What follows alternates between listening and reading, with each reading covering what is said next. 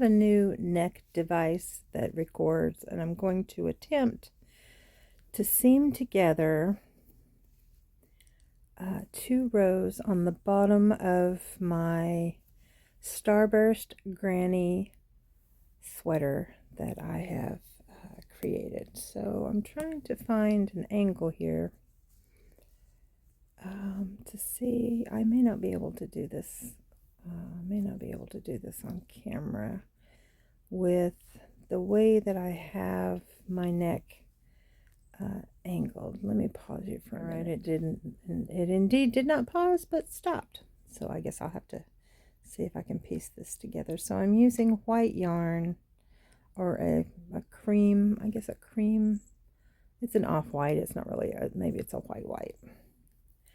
And how I am doing this is I am connecting an extra row with a slip stitch, and then I'm hiding the tail. Well, my southernness just came out, didn't it? And I'm hiding the tail at the end, and I've been hiding the tails as I go. It's been making it a lot easier because with the Starburst, each color has a separate tail. So you've got 1, 2, 3, 4 colors, which is 4 separate tails plus your beginning tail. So I've been having to hide all of those, and I have been just doing it as I go. And this is going to be on the inside of the sweater, so you won't be able to see that running seam. When I put the individual squares together, I just did a whip stitch with the white yarn and some thread, but with the, like, this is a row of 9, so 9 squares. I'm doing the bottom. So with this one, and this is very difficult for me to do with one bad eye because the other one is blind right now from having all my surgeries and stuff. So I'm going in the back loop, the front loop on this one, on this row, and the back loop on this one, and then I'm just doing a slip stitch all the way across. So let's see if I can do this. I'm going to do the connect. Yeah, with this being so far away, because I've been having to put this right up in my face, and with me trying to videotape this, I'm going to have to do it mainly by feel. So this should be fun. So I just pull it through and then pull it through. So yeah, I'm going to do that all the way across. It's 9 squares across. I may have to try to do this up close and personal and then come back to you and show you the end results. But you get the gist of it. And if I ever get lost, to make sure that I'm the same on both sides, I'll just take my fingers where a particular separation hole is from where my sections have split, and I will feel it with my fingers and match them up, and kind of probably put my finger through it to make sure that it's still even all the way across, because you want to make sure that they match. I'm going to do this partial row, and then I'll come back to you and show you how I do the join of the 4 squares together. Okay, now that I've come to the corner, let's see if I can do this a little bit better. Oh, nope, gotta wear my specs. Okay, now that I've come to the corner, I went ahead and went through the chain here and the chain back here. I'm going to go down to the chain on the other corner of this one square and pick up this opposite on the other one and do a slip stitch. It's a little fiddly and it's a little tight because you want it to stay together, and then do a slip stitch there. So now I'm going to pick up this chain stitch here, not the first chain that started the corner, but the other chain that started the corner, because you have 2 chains in your corners. So I'm going to pick up the bottom one on either side, And I'm going to do a slip stitch there. And then I'm going to pick up the chain for the new square on opposite sides. And like I said, it can be a little fiddly.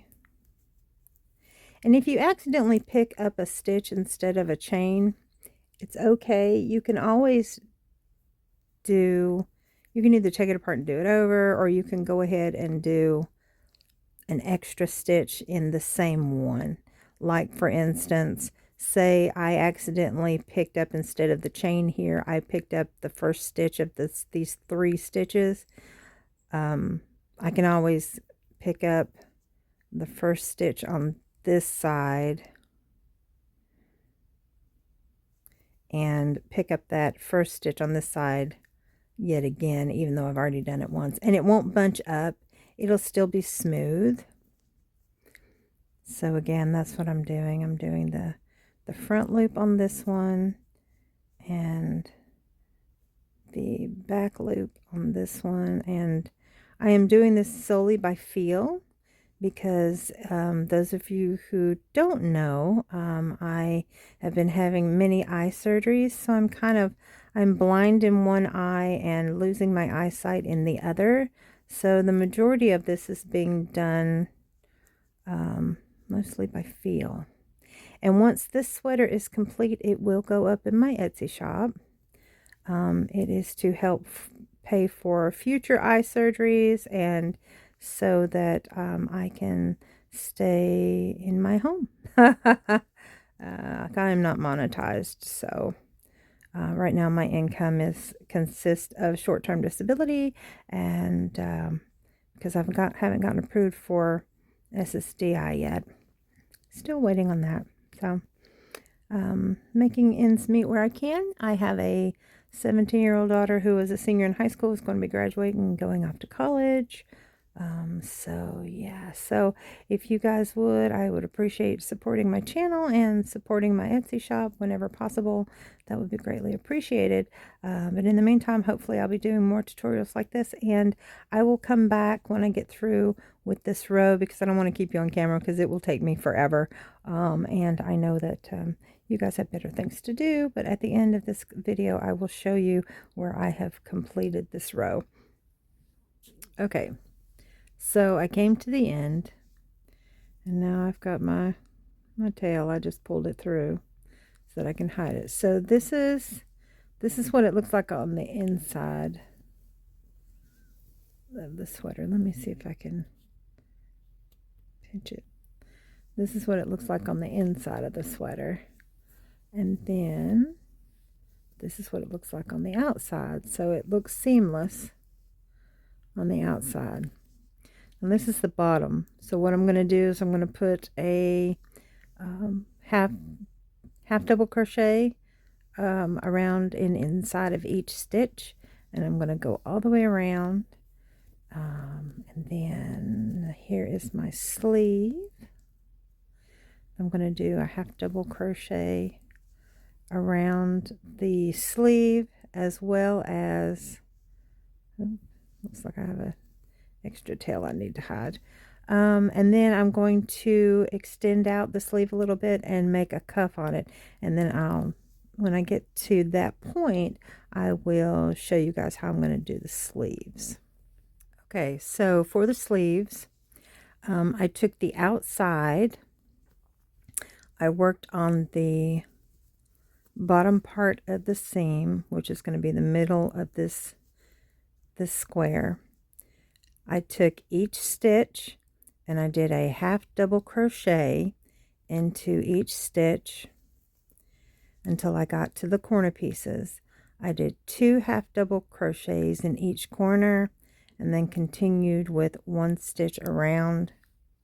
I hope it doesn't look like it's clear to me.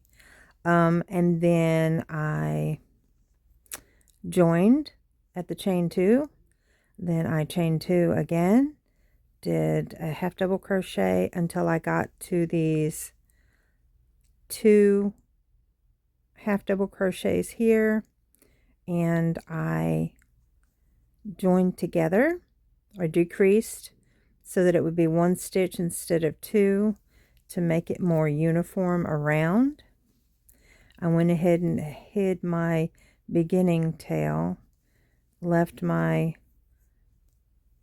end tail so that I'll know where to attach when I come back around, because I'm going to use a different color. I have a light purple, like a lavender, that I'm going to add to it.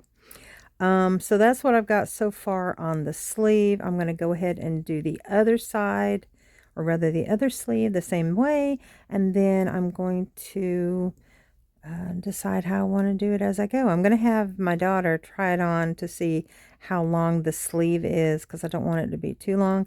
Normally I would try it on myself, but this is going to be for a medium to small person, around the bust area, but it's going to be like mid-length.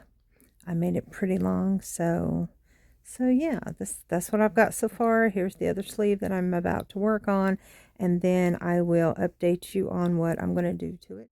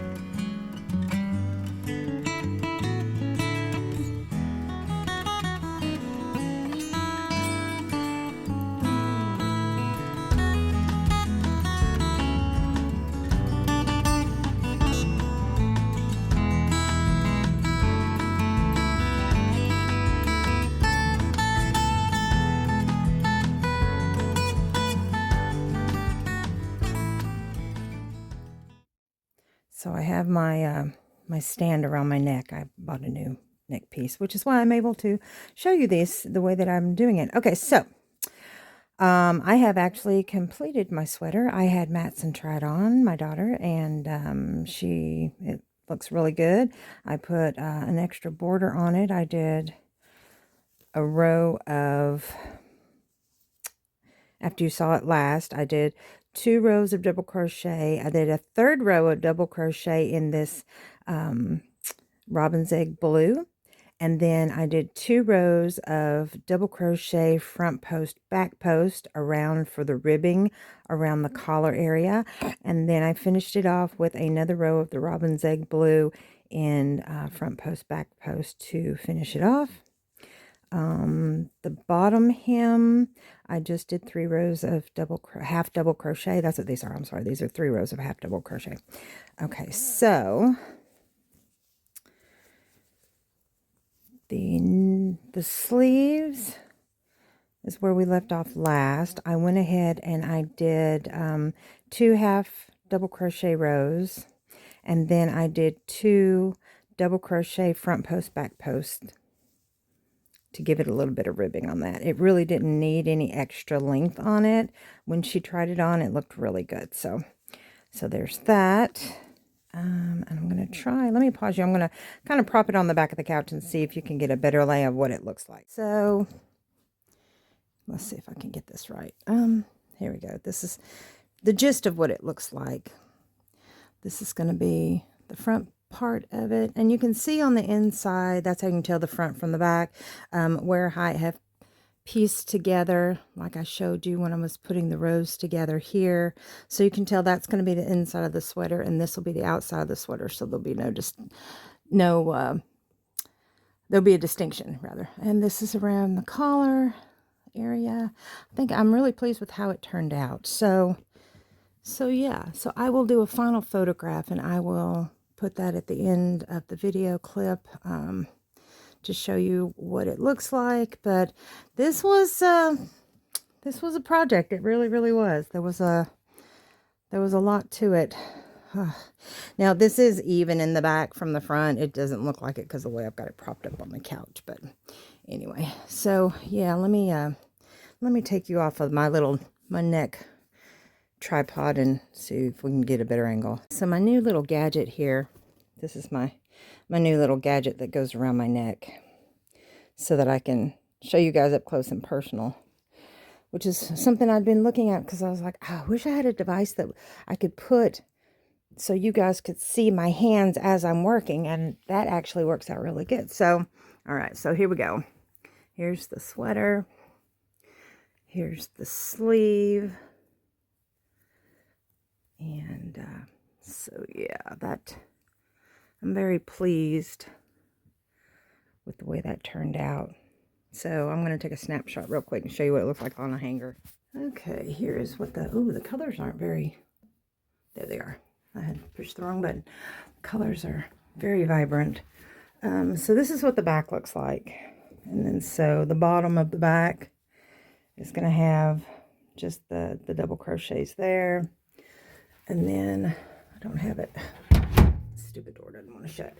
Had to go into my bathroom so that I could put you on my hanger. But yeah, so there we go. And I'm going to have this in my Etsy shop. I'm going to have measurements, but it will fit from, my daughter has a medium upper and a large lower, and it fit her perfectly with a little bit of room. So, but yeah, so it'll fit anywhere from a small to a large perfectly.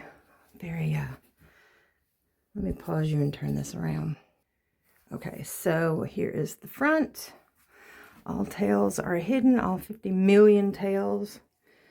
50 million tails, and that's almost a not exaggeration. It's a lot of tails. But yeah, so the ribbing on the sleeves match the ribbing on the front part. So yeah, and it's all even. It just, the way that I've got that hanger's, it's about to fall off the hanger because it's not a good hanger to display this on, but it is very uniform. It's all even on both sides. But yeah, I'm very, very pleased with it. But that's called the Starburst Granny Square, if you guys are not familiar. And I just used some scrap yarn that I had and kind of pieced them together. And I tried to spread them out so that there were not any two colors that were the same next to each other or opposite each other. Like I had this bright red, which is kind of showing up kind of pink on here, but it's actually a very bright red. Well, it's a dark Christmas red, but it's showing up very bright in here. The cat's trying to get in, but so that's my sweater.